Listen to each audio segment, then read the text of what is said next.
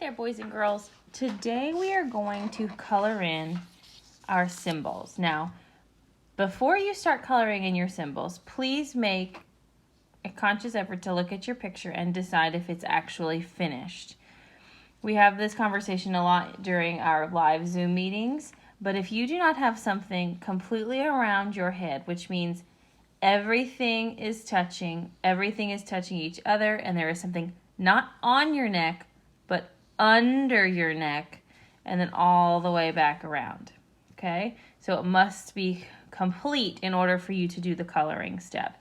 If you don't have something around your ears, or if you have a space between one symbol and another, then you need to come up with something to put in that space. Now these two things are touching on my picture, so I'm ready to color. All right, and you can see I've already colored the first half. And if you notice, nothing is just one solid color. Everything is shaded. It's color shaded. So I'm going to show you how to do that today with just a few of my pieces so that you kind of understand how to do the shading technique using colored pencils. I am using colored pencils. You cannot do this with markers. It's not possible. It is possible to do it with crayons, but it is a little bit harder because crayons don't blend as well because they're made of wax. Okay, so here are my colored pencils. I'm just going to put them back in their little container so I can see every color well. So I'm going to start, and I'll get really close. I'm going to start right here. And I'm just going to I'll do one flower petal, the football, the cheese, and the pizza so you guys get an idea of what I'm doing. But I'm going to start by coloring the entire thing in. I'm choosing orange. So I'm coloring it in all orange, and then I'm going to take my darker color, and I didn't say that first, but you need two colors. You need a lighter color and a darker color. You need to decide which one's lighter, which one's darker. If you can't decide, get a scrap paper and test them out on your paper. So now I'm going to take the red, and I'm going to start at the bottom, and I'm going to just move in the upward motion. I am not going back and forth. I'm just going up.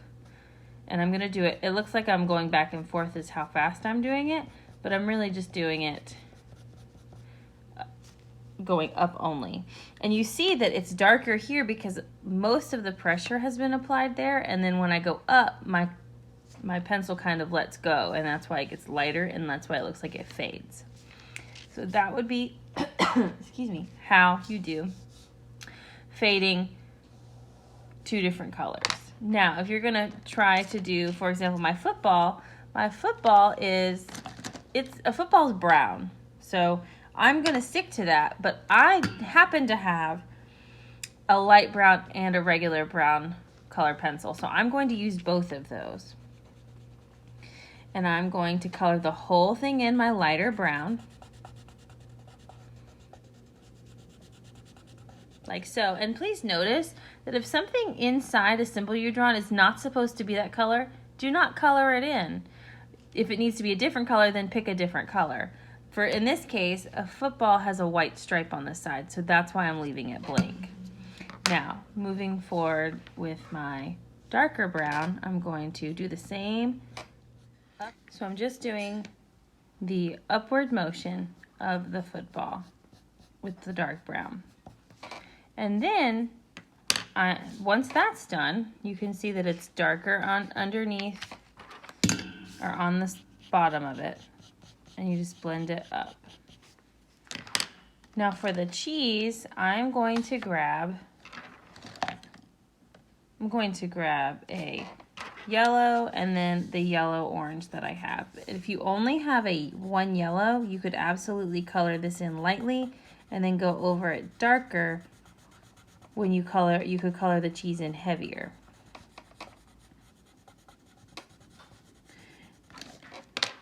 So to do this, I'm just going to go up, up, up, really quick, all the way from one side to the other. Like so.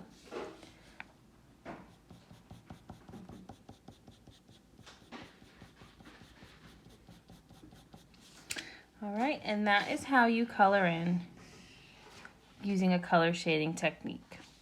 So when it's finished, it will all blend together, very similar to this.